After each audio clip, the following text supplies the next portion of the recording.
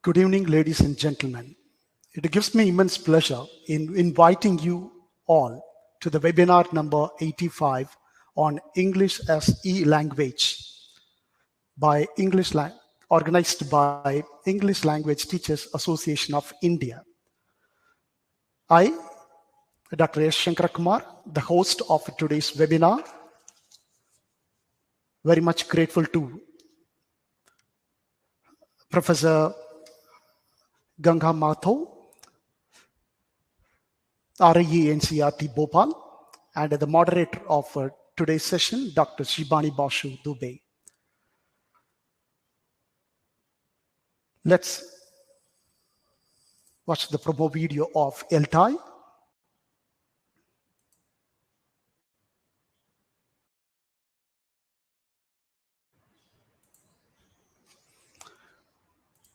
It gives me immense pleasure in welcoming the moderator of today's session, Dr. Shibani Basu Dubey, who is an associate professor and head of the Department of English at the Bhopal School of Social Sciences,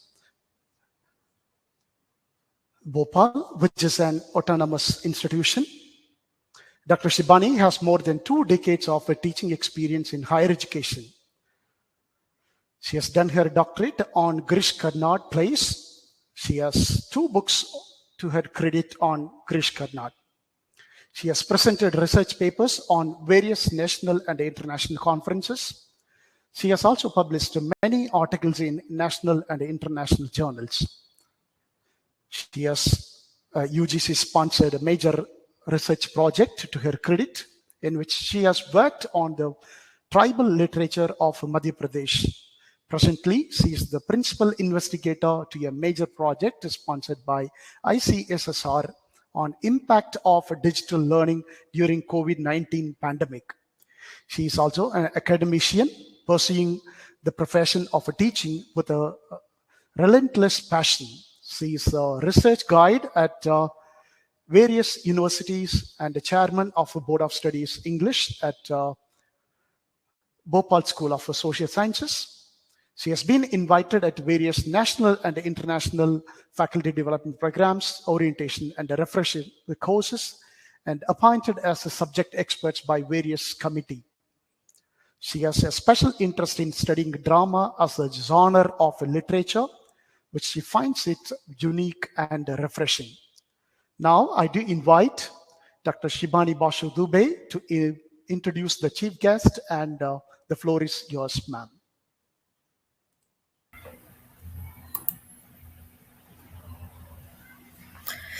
A very warm welcome to one and all present here today.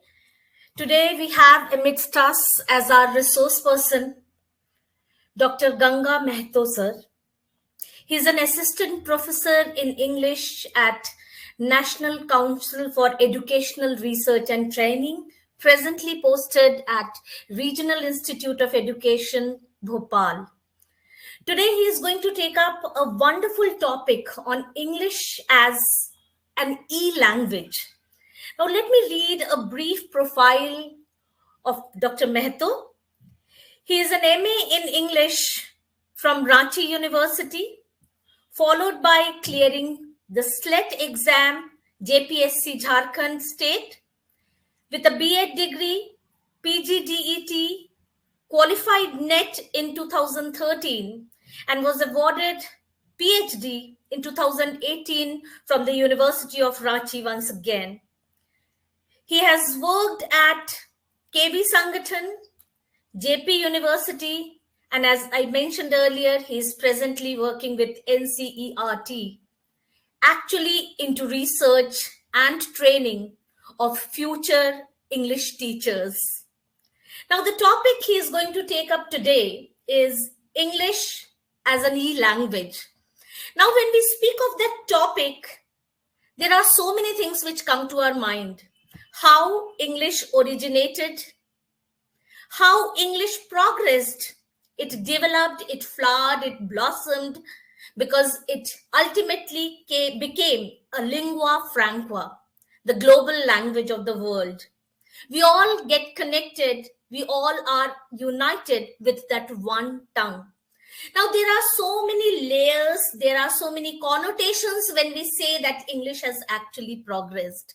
Now, he is going to throw light on all those nuances and especially focusing on English and its social relation, how the social English or English in the social context has emerged basically. We once again welcome Dr. Mahto to this platform, and we wholeheartedly thank him to have spared his precious time to enlighten us on this topic. Over to Mahto, sir. Thank you. Thank you very much, ma'am. Let me just give me a moment. Yeah, thank you very much, ma'am, for introducing me to the ELTAI, and this must be my first ever association with an ELTAI, and I must thank Professor Mohandas from the English and Foreign Language University, who was there in one of the similar occasions with LTIP, and he requested me to present a talk on this topic, and I wholeheartedly accepted that, and I hope I'm going to do some justice to the topic. In fact, I'm doing some sort of research in the topic, and it's not one of the new areas I'm doing, but a lot of changes have happened in English, and this must be the area that I am working very seriously on. Start from English as e-language. Now this term e-language has been very, very popular, and they are not even using a sort of, you can see my slides. Is it visible?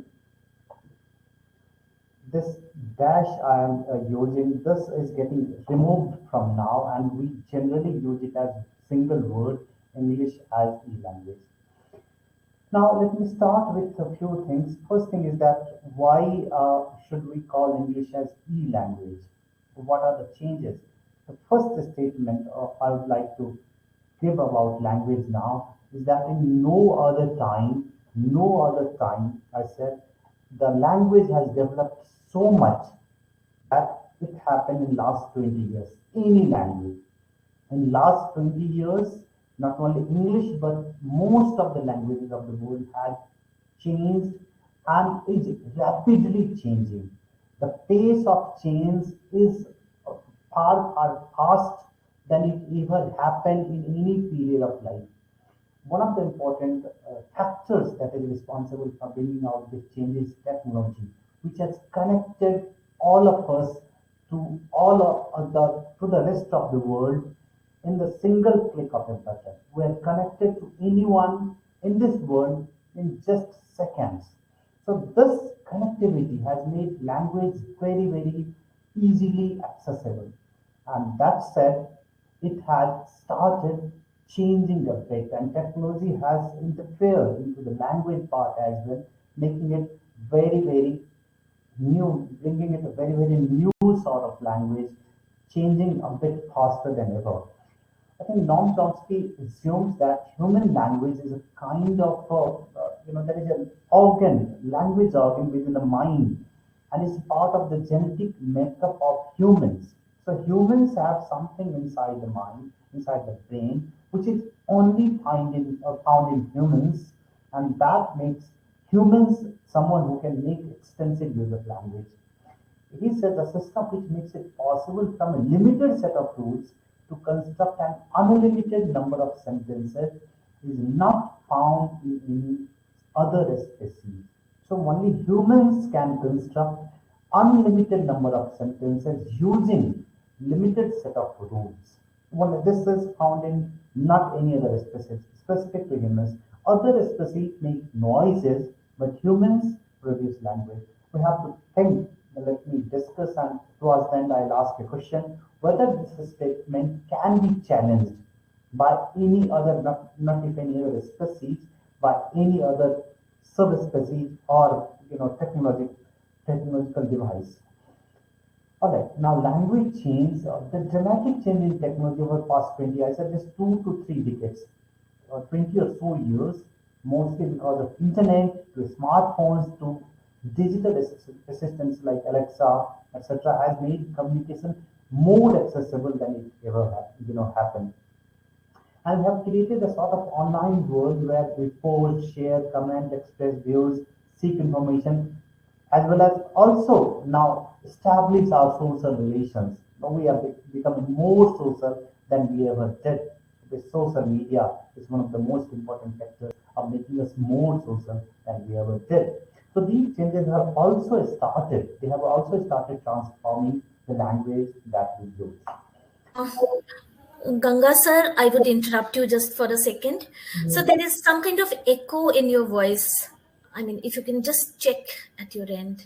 It's not very clearly audible. There is some echo. I have just only one microphone that I have used.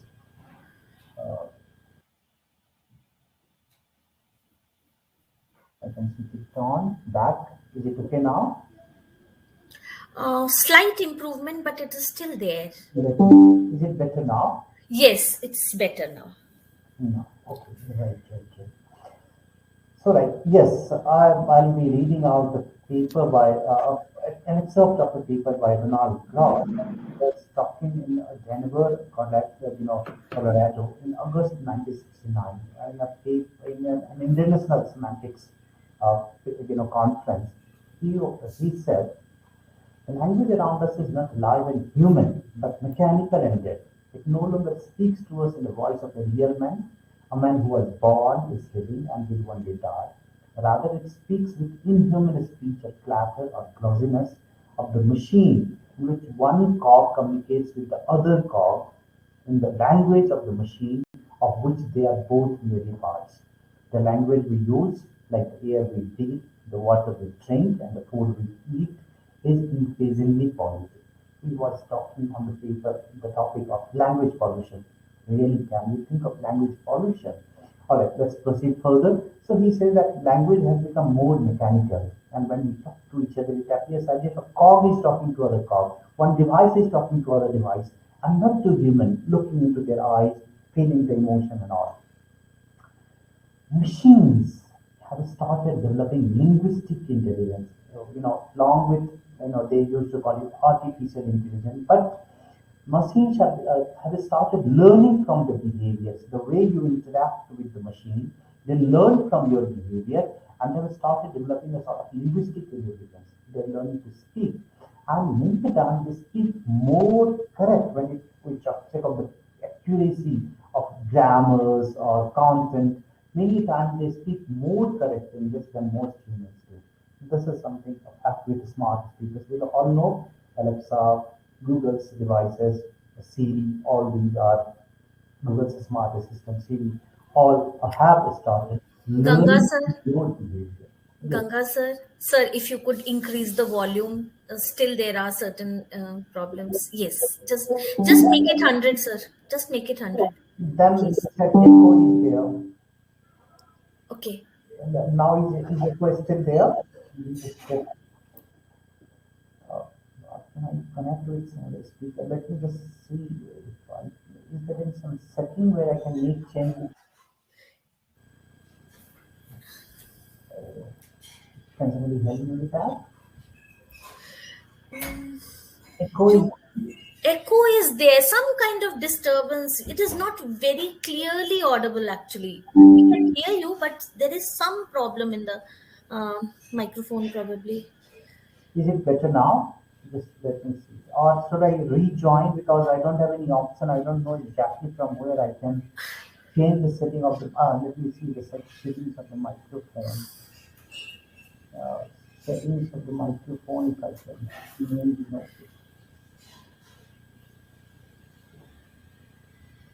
I cannot change it to the microphone. Can I join back? I'm not very sure of that. You can proceed, sir, because to me you are quite audible. I am able to decipher whatever you are saying. There are some complaints, but I think there might be some problem at their end as well. You continue, sir. No need to quit and join again. You just continue.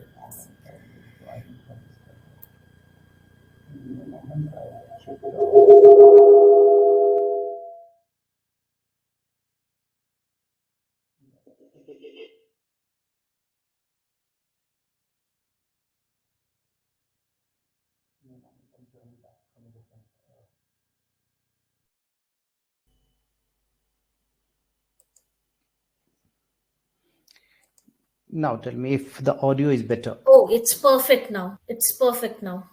Yeah, I'm really sorry for the technological. Yeah, technology, one cog talking to the other cog. Many a time this happens.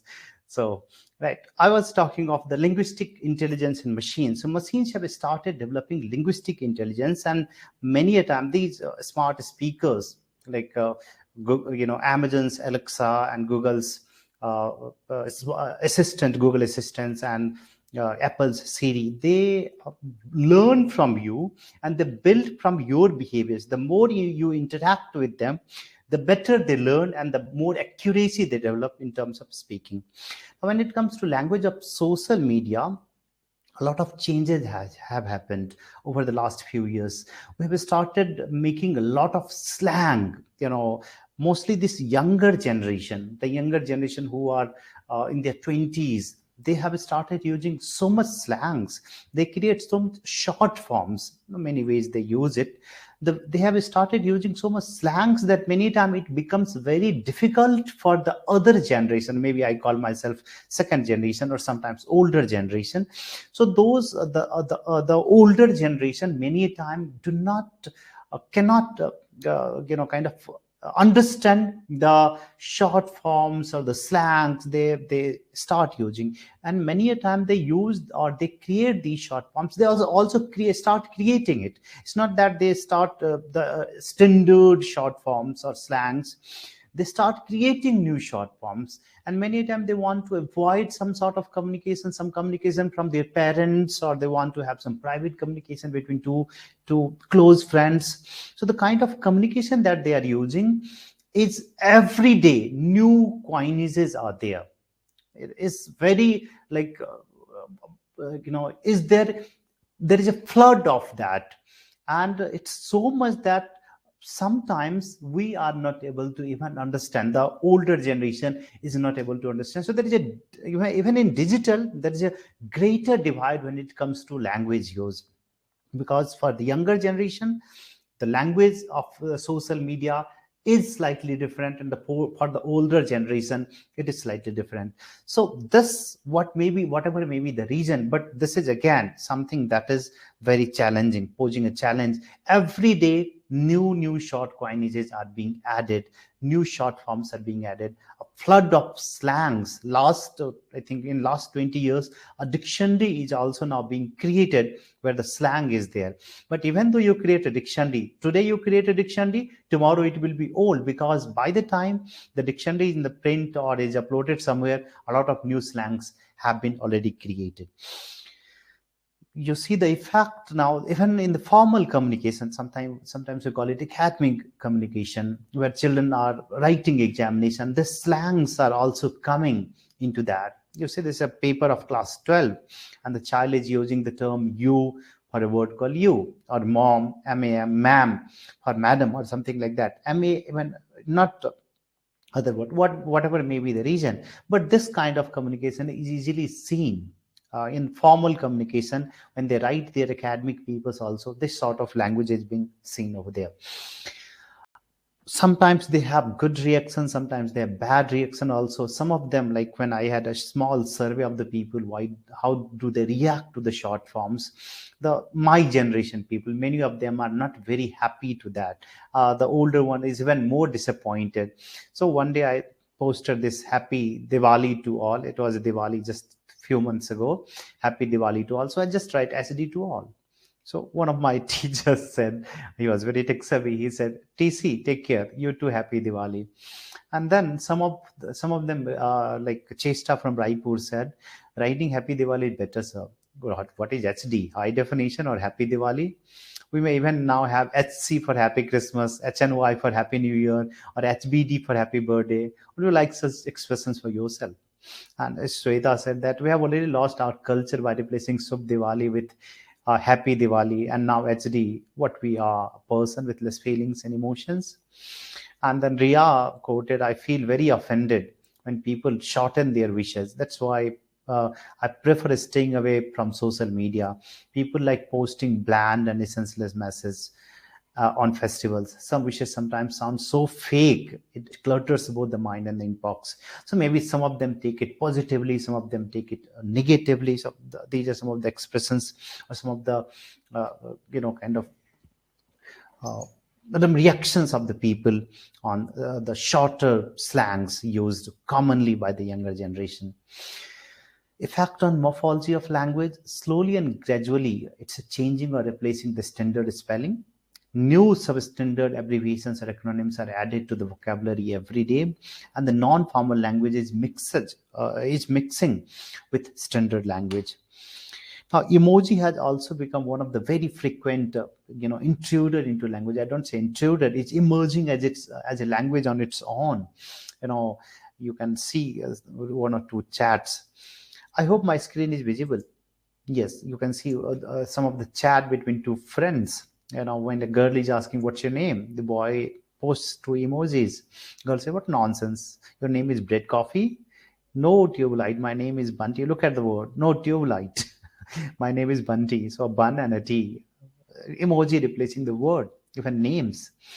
Boy says, "I got a new job." Girl post 4 emojis. Why? What's that? Girl says, "Congrats." So Kong and 3 rats. Now the last one. What's your education? This word, this will kill you. This kind of phrase is very common in social media now. Girl, what's your education? Boy posts 3 emojis. A girl, what? So engineering, engine, year ending. So many of us cannot look at that and cannot kind of understand it quite well. I had a small survey with some of the students of Kendriya Vidyalaya, Patna. I asked, why do you use such kind of emojis? So much, lots of emojis. About half of them said that it's easy to use. About 1/4 of them said that because they don't know exact language and emotions are expressed well using emojis, so they use it. About 12 or 13% of them said that it saves times and it expresses emotions well, so they use these kind of short forms.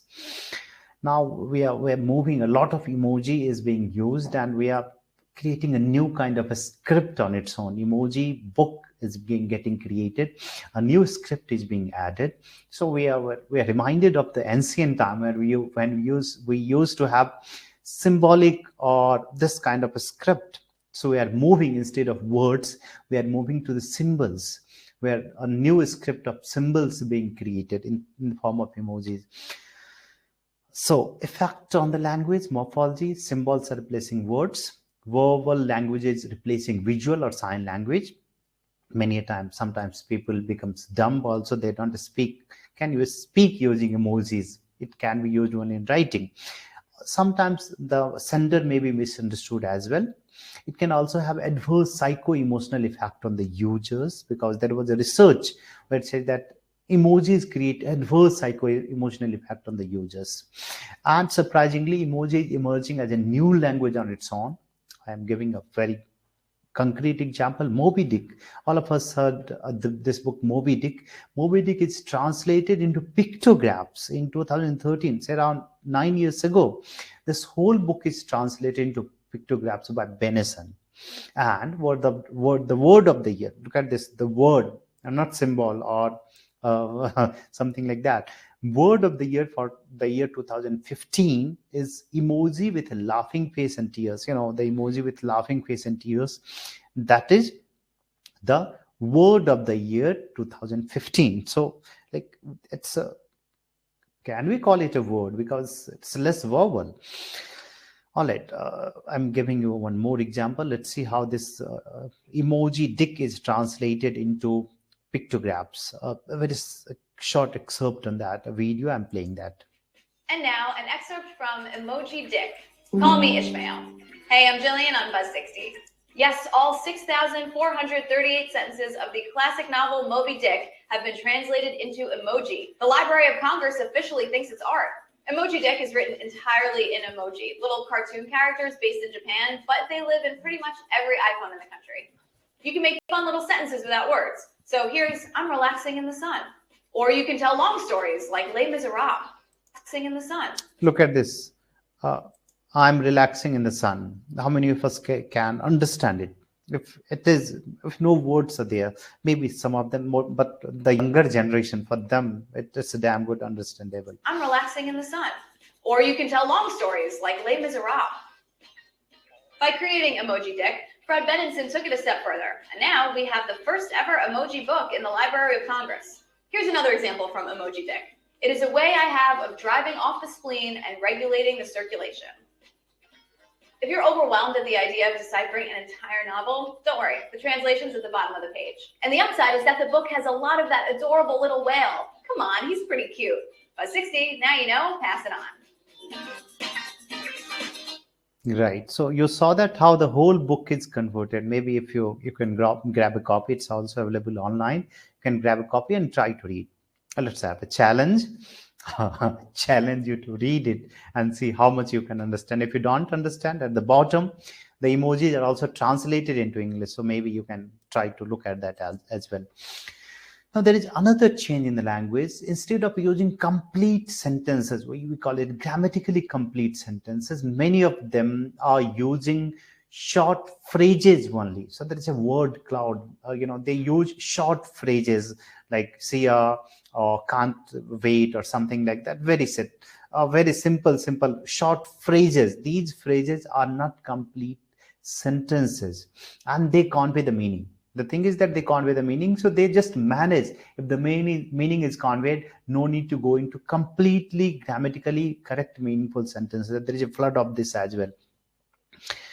And one of the reasons I tell you also, when it comes to formal communication, about 22% of the people have failed in the interviews because of poor spelling and grammar.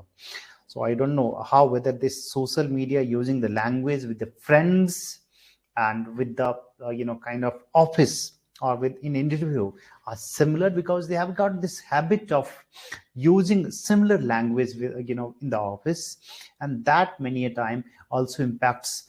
Still, when it comes to offices, they are accepting formal communication, but slowly when these offices have started accepting slightly informal but not completely informal language. The effect on language: phrases are replacing words. So we have phrases are replacing sentences. There is an increased use of slang, and non-formal language is replacing formal language. So this short phrases being used is also one of the trends in language use. Now, when it comes to physical and virtual typing, physical and virtual keying, this has also become one very frequent use of the language. And when it comes to written language, when it comes to like handwriting and all, there is complete change in that, because we have started keying things, keying ideas, and handwriting things are getting things of the past. Of course, I can say that we cannot say that it's bad. Keying things is bad, but the way we used to carve the letters, the emotion we had, the connect we had when we were writing, that connect is somehow not there when we key in our emotions using words. Then there is something called a speech to text conversation. No need to even type in, you just speak and the things will be converted into written words. So a speech to text conversion is there, and a vice versa. Text to speech, if you have a paper written, you can just use a small tiny application or software. The whole written words can be converted into somebody's language. The one who has uploaded the voice into somebody's voice, it can be converted. So speech to text conversion, text to speech conversion, they're also there in the market. The effect on the language is that in preference is now given to typing than to text and writing. So typing, text or writing. So preference is there in typing things, and writing is the thing of the past. Calligraphy is suffering a lot. Now we cannot have these beautiful handwritings or something like that. That is this kind of award to a beautiful award and all. Even teachers don't bother much paying attention to calligraphy. By the time the child is in class 4 or 5th, they have already started keying in things. And now last 2 years, even the child of class 1 and 2 has started typing things. So calligraphy has suffered a lot, and there is also sort of deterioration in the handwriting practice. it has become slightly more mechanical that is used to be the language used to be, and machine language is becoming more and more effective. After keying, there is something called translation also. A lot of translation, huge amount of translation is happening because of machine translation. When it comes to manual translation, it takes longer time, but machines, in a minute, millions of words can be translated by a software. So machine translation have started converting a huge amount of text into many languages. One of the most used languages is English language. So the target language, that means the huge amount of text from all other languages of the world, is getting converted or getting translated into English language. So machine translation is there. The effect is that a lot of word machine translation, you know the limitation of that. It goes by word to word translation, and these machine translation, though they are adding huge amount of text in the social media or internet, it generally fails to convey the real meaning, and many times it also gives emotionally detached translation. Let me give an example from my personal life. I was using Facebook a few years ago. So while I was using Facebook, one day my wife, we had a son 3 years ago. So the son, after the birth, my wife took a beautiful photograph of my son and posted it on Facebook. And she used Hindi. She wrote these 3 words, Mera Raja Beta. And because I use Facebook in English, I didn't have Hindi or something like that. Facebook automatically translated these 3 words into English for me, and the translation was my king's son. Look at the translation: Mera Raja Beta in Hindi, my king's son in English. Can we accept this kind of translation? We need to think. And this kind of translation is mostly there on flooded on internet. From any language, just translation is immediately available into English or other languages. So any to any language, this translation is available, and a flood of that is there. Then also transliteration is there when you write in one, use the script of one language to write the word of a different language, and so many similar things are there. So mostly, when it happens, for example, in Hindi, like I don't have a Hindi font installed, so I use Roman script to write Hindi words and all. Pronunciation may differ. We cannot exactly convey the exact word that we wanted to write. Maybe sound pattern is not similar of the both the languages.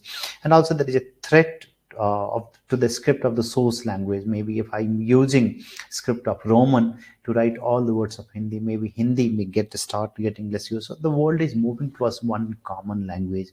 Let's see what kind of language it will emerge into.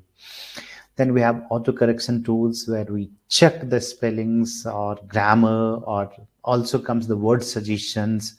It also highlights you with sentence errors, and many a time corrects also without asking, and it underlines the errors that are there.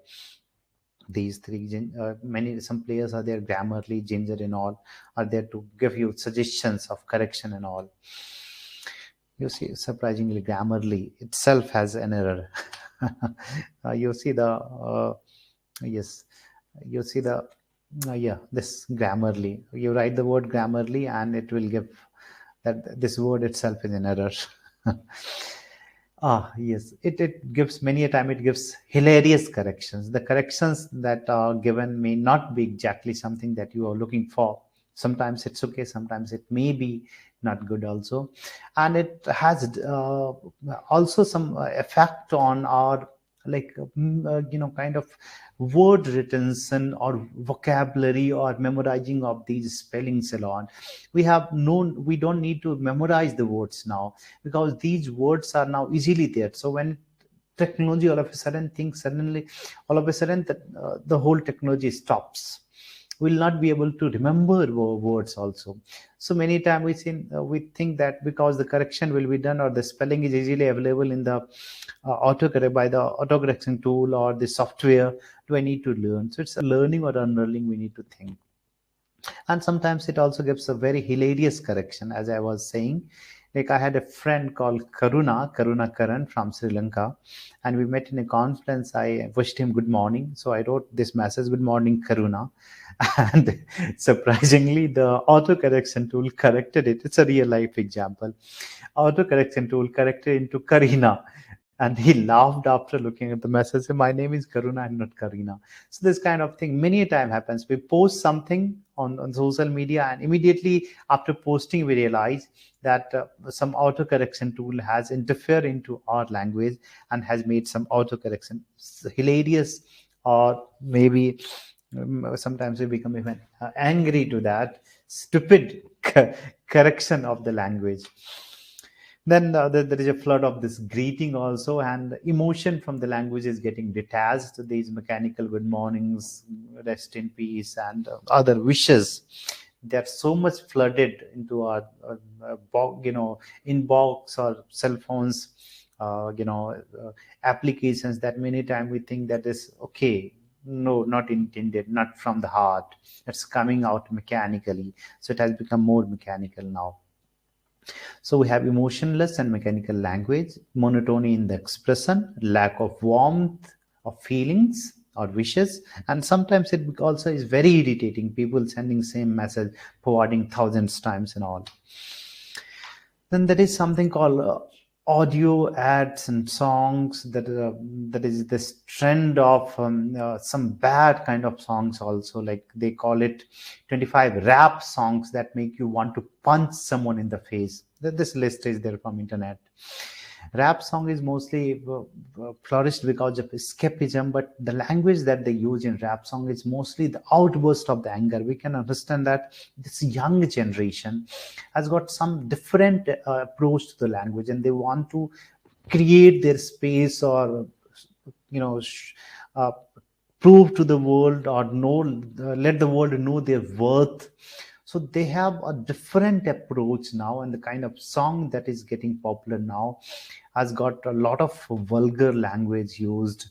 The soothing language of pleasing songs of the 80s, 90s has almost, for me at least, has almost being replaced by irritating noise. I call it noise and not song, where a lot of vulgar anger, outburst of anger is there, vulgarity is there.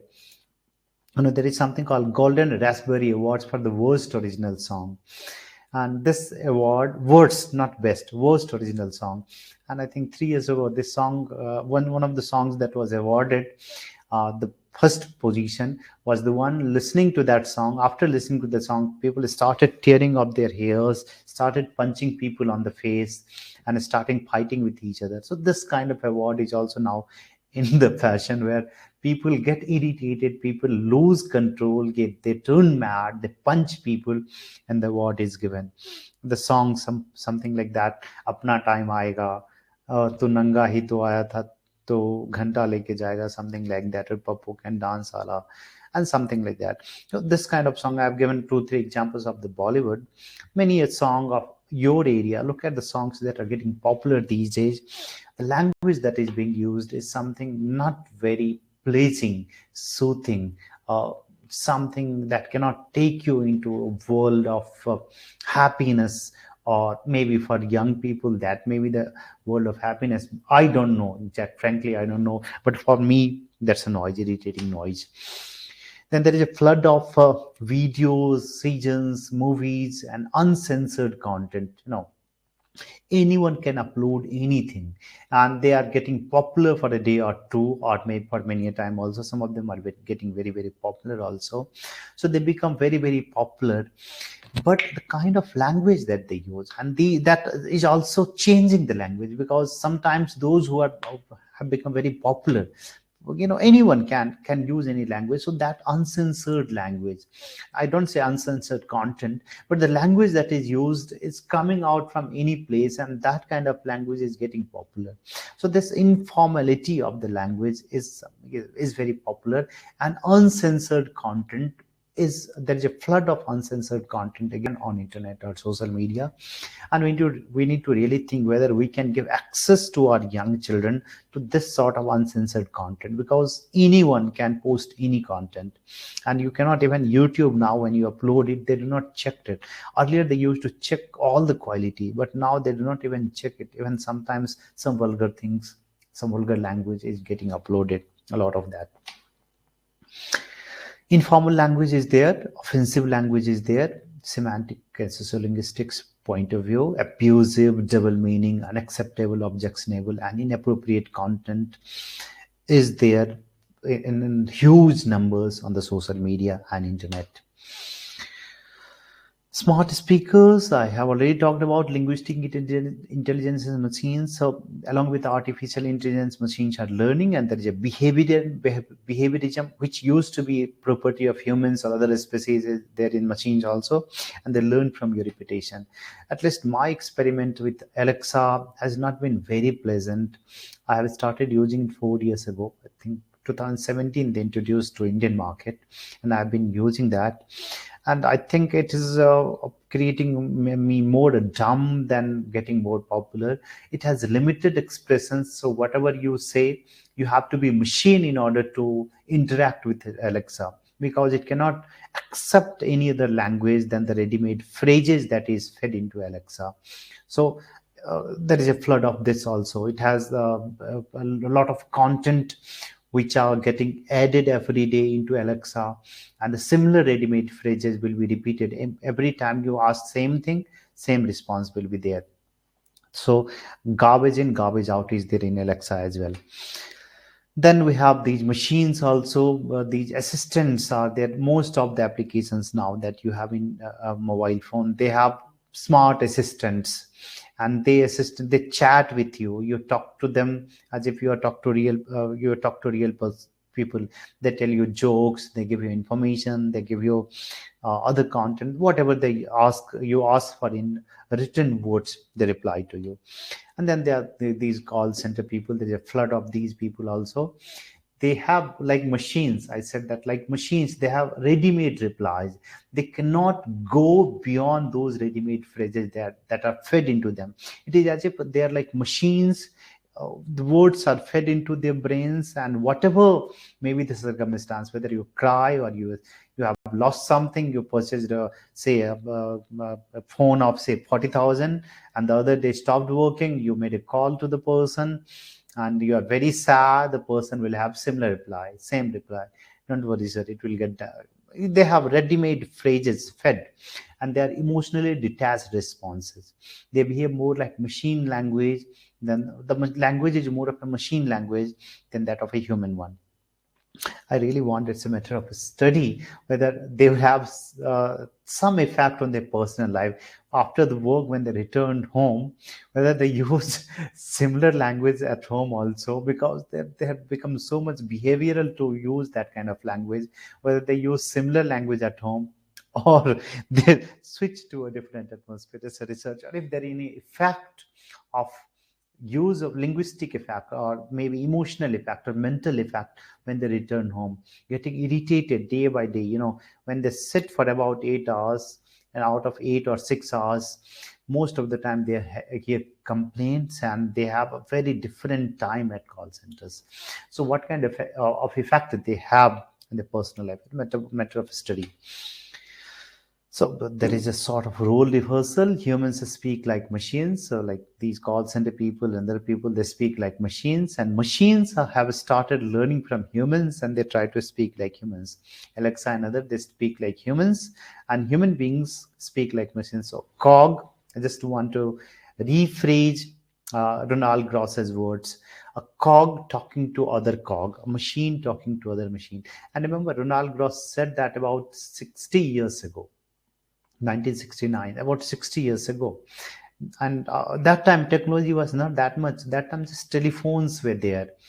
And now, if you compare 1969's interference of technology into language and today's interference of technology into languages, we need to think a lot has happened between 1969 and 2022.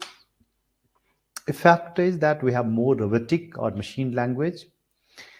We can understand only machine language at command. Many a time these machines, these people are can speak mostly machine language. We cannot understand emotionally influenced, these call center people, they cannot understand emotionally influenced language, cannot even perceive mood. They give you ready-made reply, so whatever you have they give you ready-made reply, and many times it also isolate people, create difference with social distancing between people. Now, after all this, I'd like to give you something authentic, a survey from British, National Corpus, and I'll wind up in next 5 minutes. A survey done by British National Corpus in 2014, mind it, 8 years ago. And in this study, they have used a software called British National Corpus software. A lot of words were kind of analyzed, and they wanted to see what are the words that are mostly used or the words that are changing the internet era. So this data was contrasted with the original. So another study was done in 1994. Similar study, lots of words were analyzed, and the comparison was made by the British National Corpus software, and the findings are here.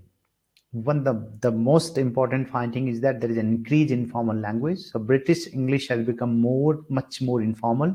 It's true not only in the blog post or social media where informality is common, but also to the newspapers, fictions, political speeches, academic writing, everywhere. This language has become more informal. An excerpt from a paper, you see that where the person is using the word you, accepted, all of these are getting accepted now. So this word, using the word you, a short form called isn't, you are, or I, or kind of third person called I, or there is, these are now common, and we have started accepting that.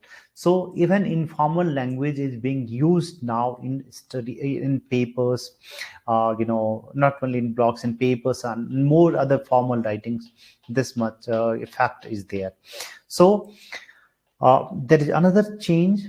So after this informality, another change is there. This Mr. and Mrs. are being avoided now. Earlier they used to have this MS.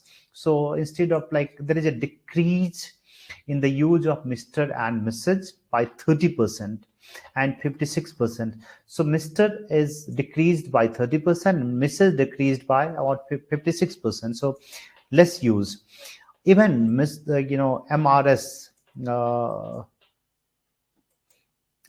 This earlier they used to have this for Mrs. They used to have this word called mess, where they use the word mess for both a married and unmarried woman, a girl. Now, even surprisingly, this word mess has also decreased by 33%. So this overall, there has been a decrease in the use of the word Mr., Mrs. and MS. Instead, now they are calling people by their first or second names, by their first names.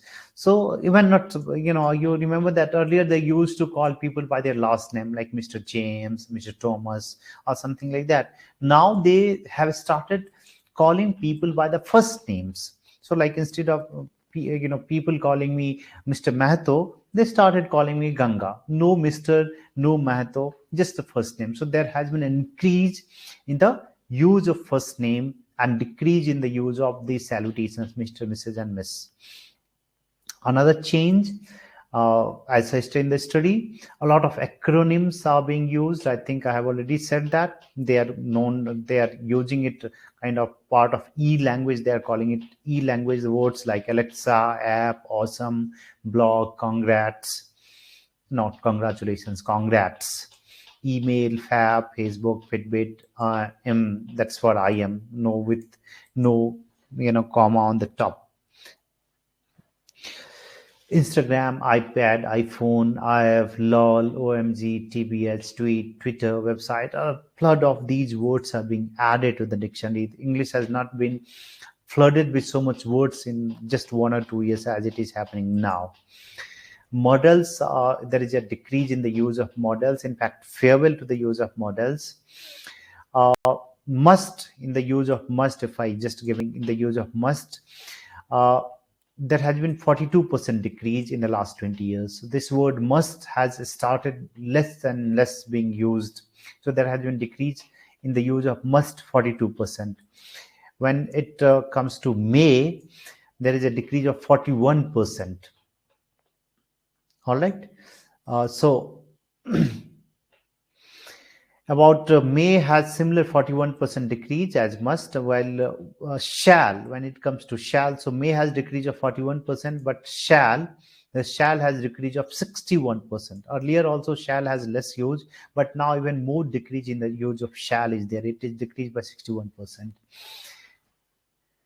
And then if the trend continues, we can even think that models will be obsolete in use after some years. By 2050, most of the models will not be used. Punctuation also, there has been sharp decrease in the use of punctuations. Question mark, in case of question marks, 64% increase, and kind of exclamation mark, 103% increase. So there has been more increase. Yes. In punctuation, there has been increase, not decrease. In the use of question mark, 64% increase, and exclamation marks, 103% increase. So after anything, they use this exclamation mark. A small decrease there in the use of semicolons, about 5% decrease in the use of semicolons. And informalization of the language. If I am to just pick up one thing from the whole crux of the study and the whole study that I'm being done or BBC has done, the whole language is getting informalized. The language used to change, but internet and social media has made so much impact on the language that overall the language has become very, very informal. That's all. Just one word we have to pick from now. The way language is changing is it is becoming the language of common use, common people, and coming out from the kings or queens to the people of the aristocratic society. The language is becoming now more and more popular language of the street, language that common people can use, and is becoming more and more informal. So there is a complete shift from formal to informal. Thank you very much. If you have any questions, suggestion, observation, you can give. Thank you very much. Over to you, Shibani ma'am. Thank you so much, Ganga sir, for such a thought-provoking session, basically. So I was jotting down, so many things were coming to my mind when you were speaking, that how language has become informal. Although you ended on a positive note that we will have to accept this informalization of language. But the question is, are we ready to? Should it actually happen? Like, these are the questions we need to ponder on. It has actually become informal, no denying that fact. But then that has been the case from times immemorial. The language was always formal and informal. So informal was in a closer setup probably, and formal was in a much official setup. But now, I think pandemic, you are saying that past 2.5 years, internet is flooded with that kind of shortened language, the informal language which we are talking of. So is it for good? Is it for bad? That is the question. That is the question we need to answer to ourselves as teachers, as belonging to the English fraternity, that what we used to say earlier, that language is just a medium of communication, and in order to raise that language up to the level of literature, the way we define bhasha and sahitya, to make it more sahityik, to make it the language of literature, we need to be formal. We need to use the figures of speeches, like we need to beautify it, decorate it, but instead we are shortening it. That is definitely, and what you quoted, that the symphonous language has become more cacophonous, as you were saying, that those songs, they literally hit your ears back. So the language has become cacophonous.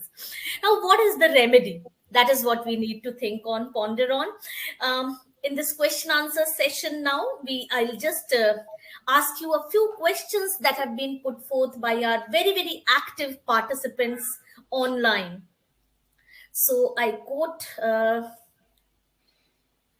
Miss Geeta Priyasakan's question, this is rather a rhetorical question that we say that machine is distorting the language, but who teaches the machine to speak English other than we humans? Who develops this program? You said machines speak more correct English. Now, you must have made a remark.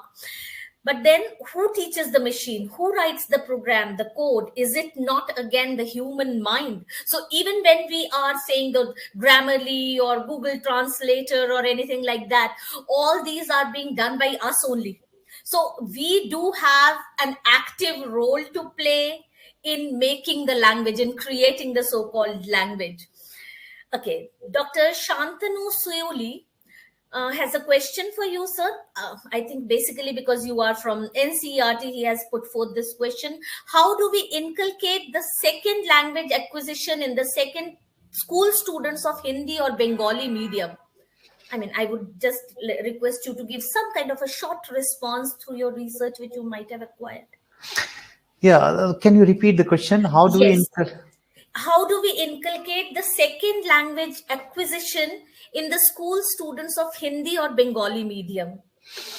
The thing is that we need to really, in NCERT, we have been doing a lot of research in that, and NEP has also come in with that. We should not directly go into English, or if we think of English as the standard language, the language of the common elite people, or the language that we can look forward to, I think there can be no other language than the mother tongue or the first language to motivate the learners acquire the second language. So if you want learners to have or learn, I will use the term learn second language, let us use the mother tongue as much as possible up to grade 6 or 7. After that, we can directly take them into direct language, or language learning directly, or maybe have just teaching of second language into second language. But in the first few years, first few early years, we need to certainly use our mother tongue as the medium of communication, even in order to teach any other language, so-called even English language.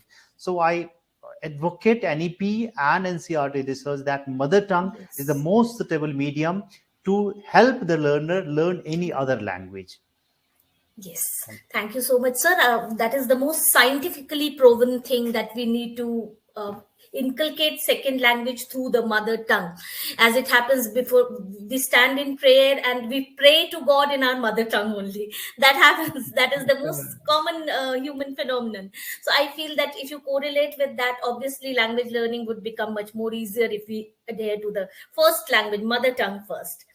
Okay, then there is a question by Mr. Anil Kumar. Is it at all possible to keep language unaffected from the changes that creep up? Why should we do that? Can we do that? First thing is that why should we do that? And can we do that? Both the answer will be negative. The thing is that why should we do that? Language will keep on changing. Can we have that language remain static? We have set up the format, the standard setup, and the language will remain like that.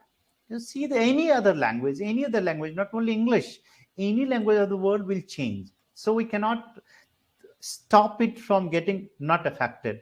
It will be affected, and anything that is coming, whether it's media, technology, social media, will have effect. So the thing is that we need to accept that as it is, and we need to go with the flow, because language will change. Yes, the only thing is that we need to just aware our people that let's not be very vulgar or very abusive when it comes to language use, which most of them are using. Informality should not lead into, let the language be informal, but it should not lead into abusive language. It should not lead into something which is non-accepted. It was there also, they were using some non-accepted language, but now it is becoming more. So let's stop them from using some abusive or vulgar language in the common platforms where formality is accepted. So instead of like formal language, now we should be able to accept informal language and not abusive one. So now there should be difference between informal and abusive, because instead of formal, now informal language will replace, and they'll use it. You cannot stop it. The thing is that we can just stop them or warn them of not using abusive or vulgar language that they should not be using. Okay. Thank you again. And there is no remedy also. There is no remedy. Nothing can be done. However hard we as a teacher can do, don't use this, don't do that, it will be there. It will not be done. Humans cannot now stop. It has gone beyond human, kind of control now to change language, because a lot of technological interference is there, and the human themselves are changing it, but language will change, and that cannot be going back into those standard formal language. It will be the language of the common people now. No, agreed. I agree to that. Language is dynamic, it is bound to change, but whether it is changing for good or for worse, that is again to be That is pondered on, because what we feel, maybe that this is a generation gap, what we feel that language is definitely getting distorted. But then the young people, they are so comfortable using it, and ultimately the aim of language is communication, whatever way they are comfortable to communicate their ideas with. Right? Ma'am, can I give you an example? 18th century, if we as students of literature, let's compare, try to go back to the mindset of 18th century people and 19th century people. When Wordsworth advocated free language, language of the common man, what kind of feeling 18th century people would have? Had Dryden be alive, had Milton be alive, and when the Pope and other people, and when they looked at the language that Wordsworth started using or Keats started using, they would have felt the same way what we are feeling today. Right. The opposite of neoclassicism came in the form of romanticism. So that is what is happening in modern times as well. Right. Very well said, sir. Let me take up another question. This is from Miss Arundhati. If taboo language is becoming the common language with the help of all sorts of social media phrases and words, how is this going to interfere with literature? The same thing as I was asking. Should we define such expressions language at all? Yes. Now we see there was something called, we already have called pre-verse. We all know that how we are not following any rhyme, rhythm, line length, or none of those poetic things we follow in the pre-verse. There will be something also common, form of poetry or something which will be more free than what we had in pre-verse. And I think many people started writing also. The poetry, etc., will be written in e-language, and the younger generation, they are more free to, more acceptable to this kind of language.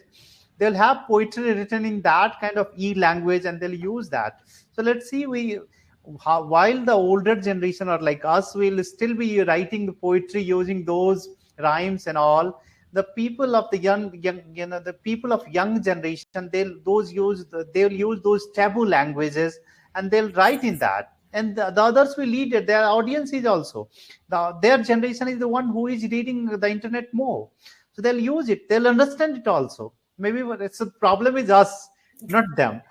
that is the generation gap. If we are not able to understand their language, it is our problem, it's not their problem.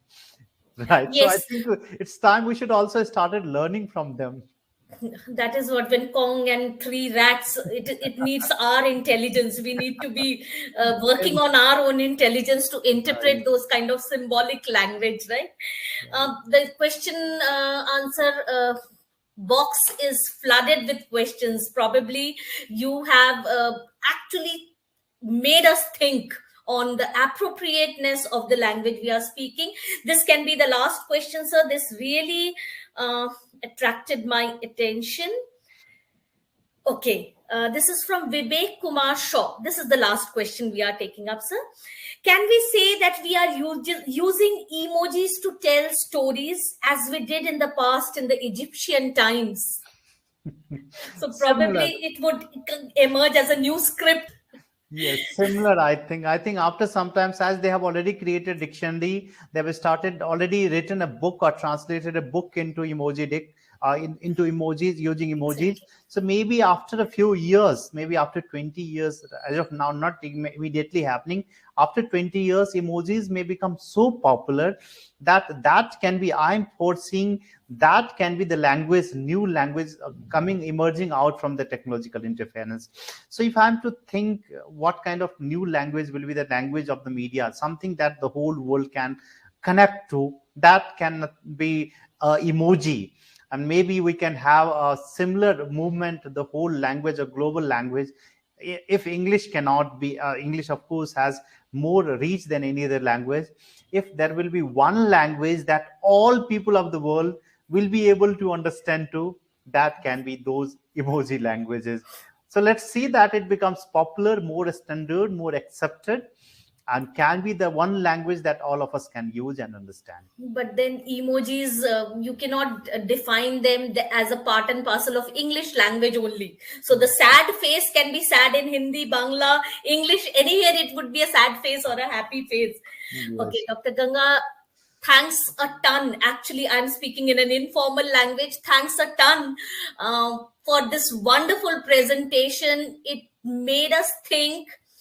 It made us correlate, and we could empathize with whatever you were saying. Every slide made me laugh, because this is what was happening with all of us probably. So we could correlate with what you were saying wonderfully. And you can see the chat box and the question answer session. It's filled with the comments and questions, of course, which you have, of course, made us think. So it had been a perfectly brainstorming session. And once again, I would like to express my humble gratitude for sparing your time to be with ELTAI. Thank you. Thank you very much, Dr. Sankara Kumar, sir. It was really a wonderful experience with ELTAI. Thank you. Thank you, sir. Thank you, Ganga, sir, and Professor Shibani Basu Dubey for moderating the entire session. And thank you so much, all the active participants who had spared their valuable time on this Sunday and flooded with a lot of questions to the presenter. And thank you once again, sir. There is an announcement for the next week's webinar, and please do.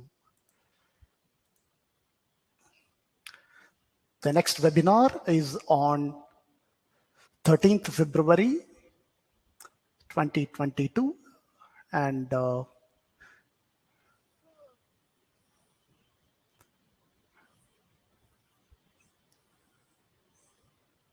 he'll be focusing on stimulating language acquisition, critical abilities, and literary competence through aesthetics and creativity of poetry, pedagogic motivations and directions.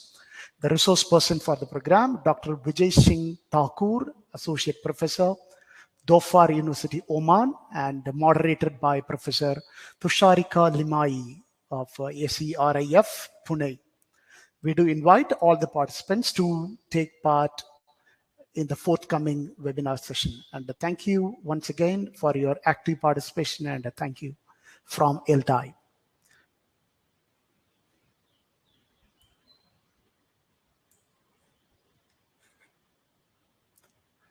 Thank you so much, ma'am. Thank you.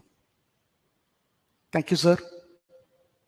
Thank you very much, sir. And thank you, ma'am. Can we leave the meeting now? Thank you.